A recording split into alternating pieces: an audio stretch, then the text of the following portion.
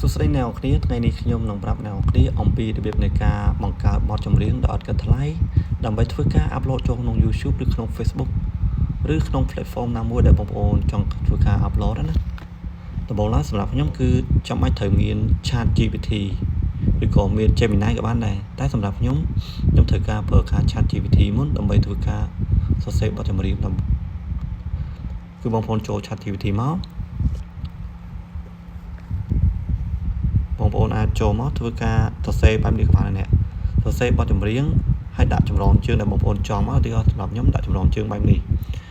គ្មានលុយជីវិតមិនស្រួលហើយដាក់លំនាំបទណាឧទាហរណ៍លំនាំព្រាបសវត្ថឈន់សមត្ថរាជអីចឹងទៅតាមលោកអ្នកឬតាមបងប្អូនដែលចង់ធ្វើការលំនាំតាមណាតោះមកធ្វើការ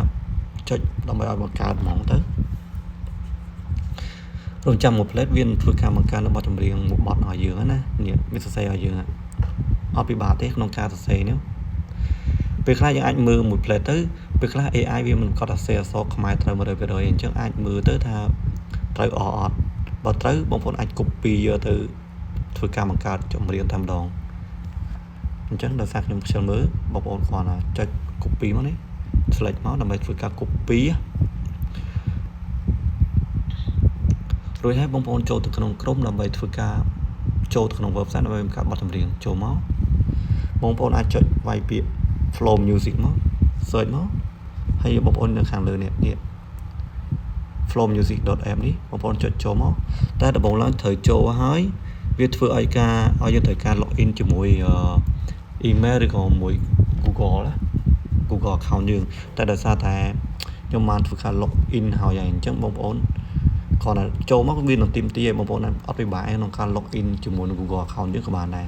ហើយវាលោតចូលបែបហ្នឹងហើយនេះវាចេញបែបហ្នឹងបងប្អូនអាចគ្រាន់តែផាសកន្លែងនេះមកផាសបទចម្រៀងឡើងមិញមកតោះមកបងប្អូនចុចសញ្ញាពូនខាងលើនេះដើម្បីបង្កើតមកវានឹង generate បទចម្រៀងបងប្អូនតែម្ដងខ្ញុំចាំមក play ទៅនេះខាងក្រោមនេះវាកំពុងតែ generate បទចម្រៀងឲ្យបងប្អូនហើយប្រហែលជា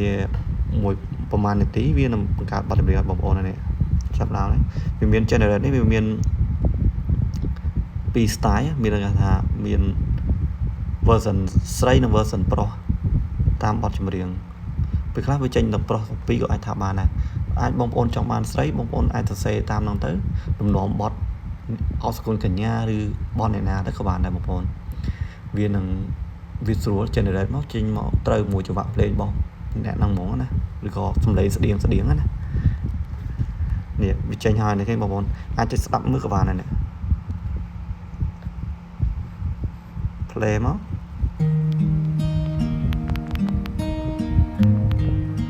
ចាំផ្លែ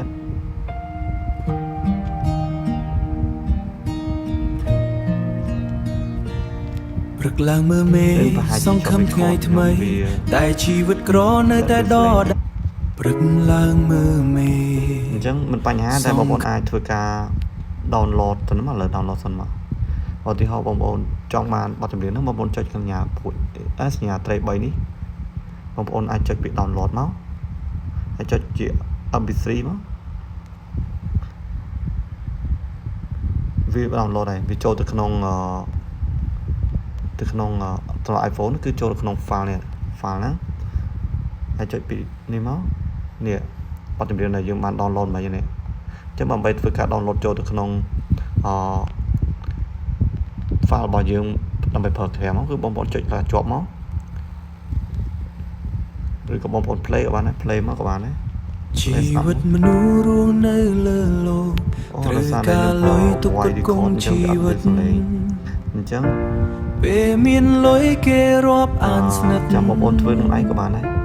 តែចម្រៀងនេះហើយតមកដើម្បីធ្វើការ download បទចម្រៀងបងប្អូនគាត់ចុចញ៉ាំបាញ់ព្រួយនេះខាងលើនេះ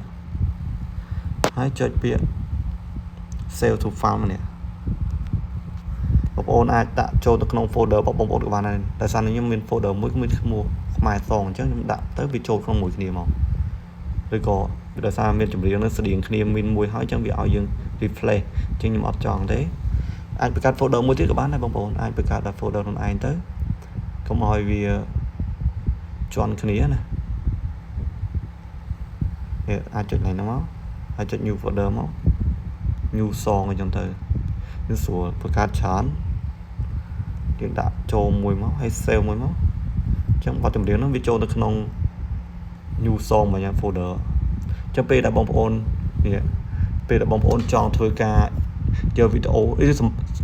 MPC ហ្នឹងធ្វើការបង្កើតនៅវីដេអូអីហ្នឹងគឺបងប្អូនអាចចូលទៅតាមដែលបងប្អូនកន្លែងដែលបងប្អូន save ទុកហ្នឹងទៅវាបានហើយ